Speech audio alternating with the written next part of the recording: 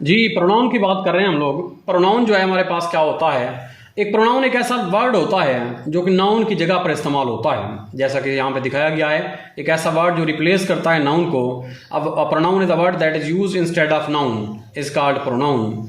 आई है, वी है, ही है, शी है, दे है।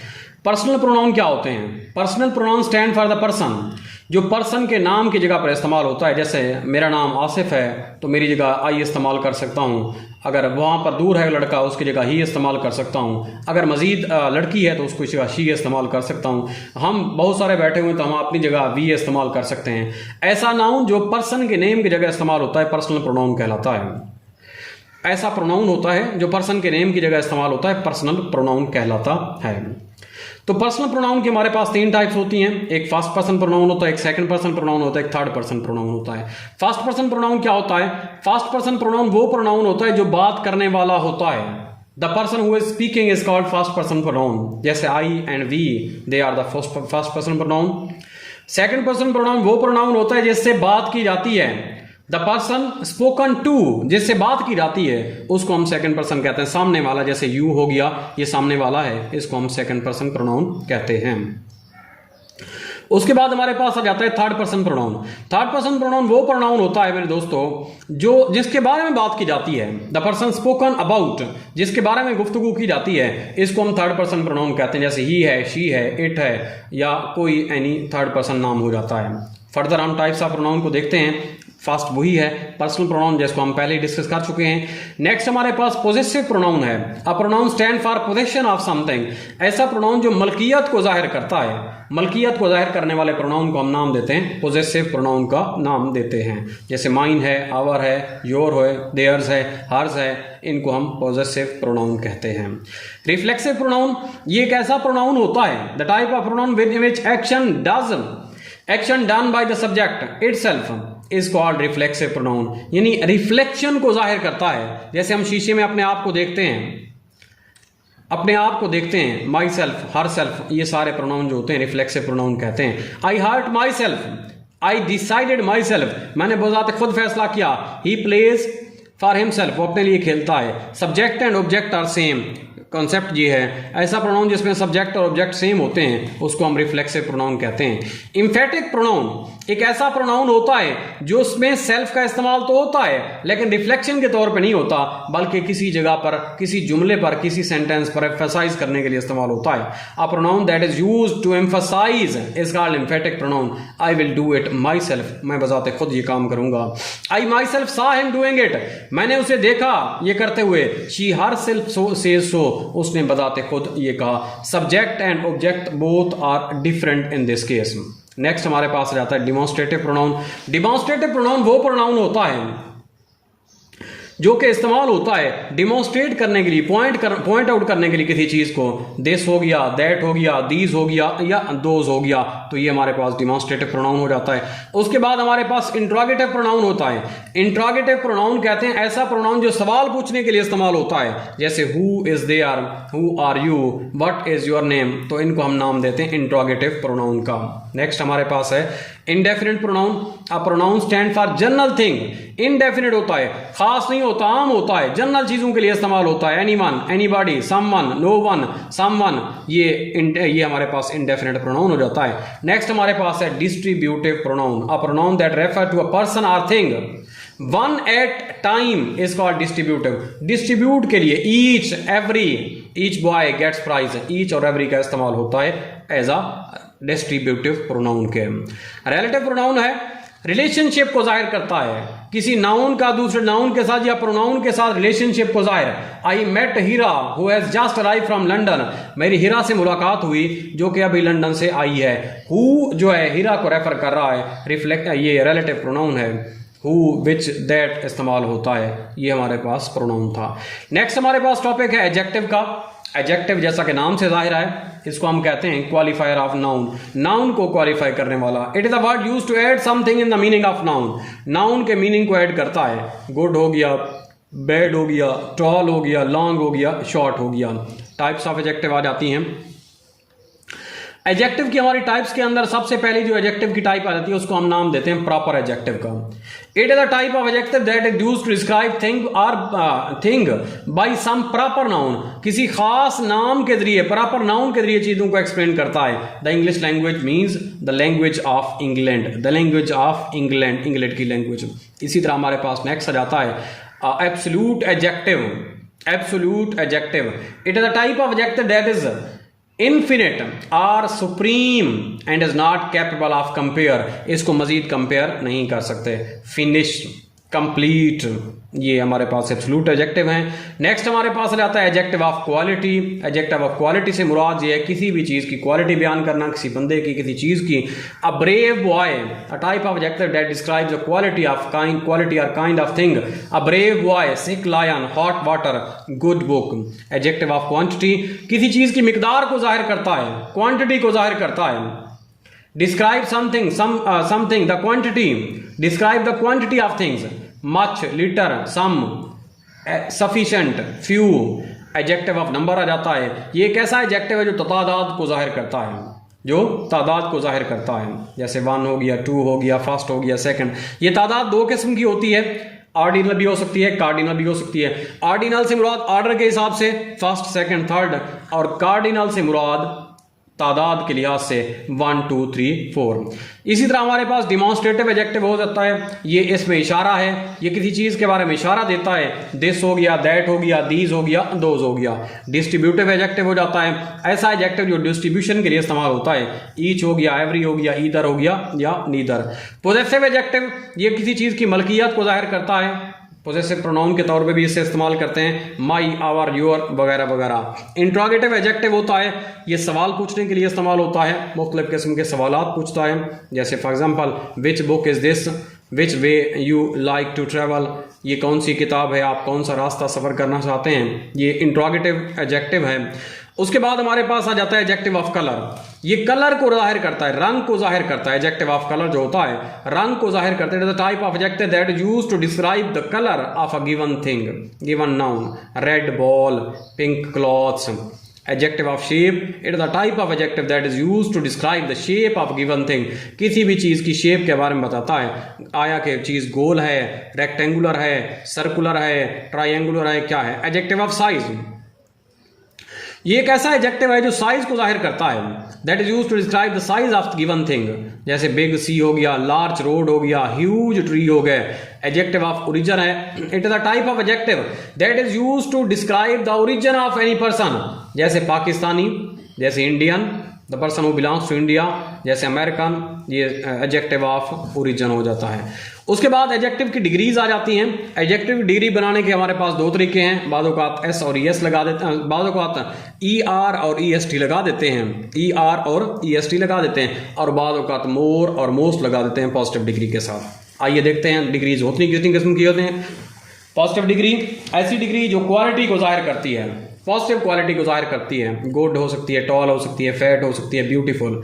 कंपैरेटिव डिग्री, कंपैरेटिव डिग्री के अंदर कंपेयर करते हैं, कंपैरिजन करते हैं। एक चीज़ का, एक खसूसियत का, दो चीज़ों के दरमियान, दो बंदों के दरमियान क्वालिटी का कंपैरिजन किया जाता है। और उसके बाद सुपरलेटिव डिग्री है। ये ऐसी डिग्री होती है जिसमें सब लोगों के दरमियान इसका मुकाबला होता है। A superlative degree, it shows the best of all, सब के दरमियान मुकाबले को जाहिर करती है। There are two ways to make a comparative and superlative degree. Comparative और superlative डिग्री बनाने के हमारे पास दो तरीके होते हैं। नंबर 1 ER और EST लगा दो, और नंबर 2 more और most लगा दो। जैसे टॉल है, टॉल से पॉजिटिव डिग्री है, टॉल से टॉलर बनेगा कंपैरेटिव डिग्री, और सुपरलेटिव डिग्री है टॉलेस्ट। इसी तरह ब्यूटीफुल है, more beautiful, most beautiful. Regular है, मोर रेगुलर, मोस्ट रेगुलर। अब इसको तरीकाकार क्या है, मोर और मोस्ट कहाँ लगाते हैं, और ई आर और ई एस टी कहाँ लगाते हैं। याद रखिएगा, अगर कोई ऐसा एडजेक्टिव है जिसमें 2 या 2 से ज़्यादा सिलेबल दिए गए हैं तो उस वक्त हम मोर और मोस्ट लगाते हैं, और अगर ऐसा एडजेक्टिव है जिसमें एक सिलेबल दिया हुआ है तो उस वक्त हम ई आर और ई एस टी लगाते हैं। नेक्स्ट हमारा टॉपिक है वर्ब के बारे में, बहुत ही इंपॉर्टेंट टॉपिक वर्ब। वर्ब है क्या चीज़, वर्ब एक ऐसा वर्ड है लातीनी जुबान से निकला है, लातीनी जुबान के लफ्ज़ वर्ब हम से निकला है, जिसका मतलब होता है बहुत इंपॉर्टेंट। वर्ब एक ऐसा वर्ड होता है जो बहुत इंपॉर्टेंट वर्ड होता है। वर्ब के बगैर जुमला कंप्लीट नहीं हो सकता। वर्ब अकेला जो होता है वो पूरे जुमले के बराबर होता है। It is the word that is used to tell something, assert something, it shows some action, जो एक्शन को जाहिर करता है, किसी चीज़ के बताने को जाहिर करता है, किसी काम के होने को जाहिर करता है। इसको हम नाम देते हैं, किसका? वर्ब का नाम देते हैं। What a person or thing does, एक बंदा क्या करता है, वर्ब जाहिर करती है। जैसे Shoaib write a letter, Shoaib writes a letter, Shoaib खत लिखता है, जिस तरह से हमारे पास है। What is done to a person, एक बंदे के साथ क्या किया जाता है। Shoaib is punished by the teacher, ये भी वर्ब हमें बताता है। What a person or thing is, बंदा या चीज है क्या चीज, ये भी हमें वर्ब बताता है। The cat is dead. What is the state of thing, चीज की हालत क्या है, ये भी हमें वर्ब बताता है। The room is locked. तो अगर हम वर्ब की टाइप्स की बात करें तो वर्ब की हमारे पास बेसिकली दो टाइप्स आ जाती हैं। एक को हम नाम देते हैं मेन और लेक्सिकल वर्ब का। The verb which can stand without any helping verb is called main और लेक्सिकल वर्ब। जो हेल्पिंग वर्ब के अलावा ठहर सके, अपना मीनिंग दे सके, जैसे बात है, फाइट है, इसको हम नाम देते हैं मेन और लेक्सिकल वर्ब का। ये मेन या लेक्सिकल वर्ब जो होती है दो हिस्सों में तकसीम की जाती है। एक को ट्रांजिटिव वर्ब कहते हैं और एक को इंट्रांजिटिव वर्ब कहते हैं। ट्रांजिटिव वर्ब वो वर्ब होती है जिसमें ऑब्जेक्ट लाजिम होता है, विच रिक्वायर्स एन ऑब्जेक्ट, और the verb in which action move from subject to object. Action जो होता है सब्जेक्ट से ऑब्जेक्ट की तरफ जाता है, इसको नाम देते हैं हम ट्रांजिटिव वर्ब का। जैसे मिसाल, ही बॉट बुक, उसने खरीदी, क्या खरीदी भाई, किताबें खरीदी। ही राइट्स लेटर, उसने लिखा भाई, क्या लिखा, उसने लेटर लिखा। वी बॉट एप्पल्स, हमने सेब खरीदे। आई सोल्ड बुक्स, हमने किताबें बेची। आई ड्रोव अ कार, मैंने कार चलाई। इंट्रांजिटिव वर्ब ऐसी वर्ब होती है जिसमें ऑब्जेक्ट लाजिम नहीं होता, ऑब्जेक्ट के बगैर काम चल जाता है। इस वर्ब के अंदर एक्शन जो होता है वो सब्जेक्ट तक महदूद रहता है। For example, Aslam runs, Aslam दौड़ता है, असलम का एक्शन असलम तक महदूद है, इसको हम इंट्रांजिटिव वर्ब कहते हैं। ही हैज स्लेप्ट, वो सो चुका है, उसका सोना जो है उसी अपने तक महदूद है। इसी तरह बेबी फेल डाउन, बच्चा नीचे गिर पड़ा, बच्चे का एक्शन भी नीचे तक है, उसी तक महदूद है।